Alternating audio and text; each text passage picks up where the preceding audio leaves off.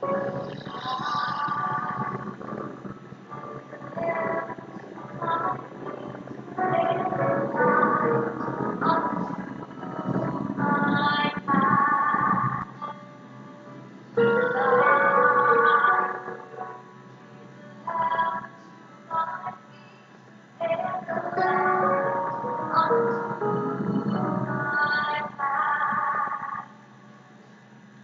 Corinthians chapter 2.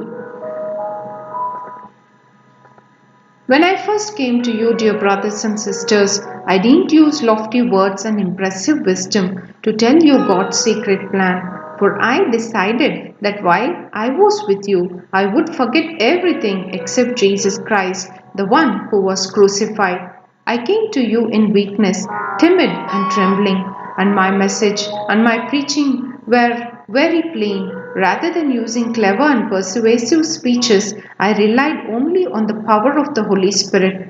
I did this so you would trust not in human wisdom but in the power of God. Yet, when I am among mature believers, I do speak with words of wisdom, but not the kind of wisdom that belongs to this world or to the rulers of this world who are soon forgotten.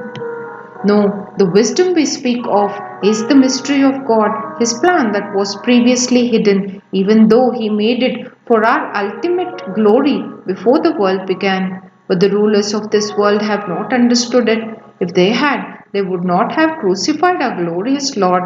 That is what the scriptures mean when they say, "No eye has seen, no ear has heard, and no mind has imagined what God has prepared for those who love Him."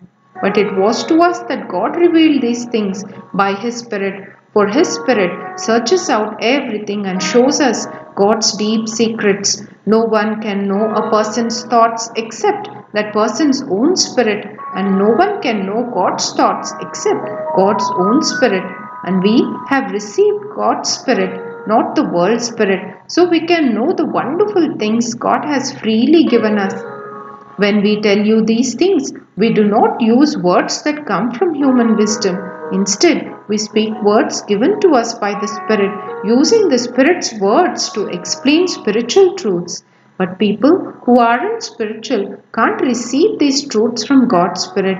It all sounds foolish to them and they can't understand it, for only those who are spiritual can understand what the Spirit means. Those who are spiritual can evaluate all things, but they themselves cannot be evaluated by others. For who can know the Lord's thoughts? Who knows enough to teach him? But we understand these things, for we have the mind of Christ.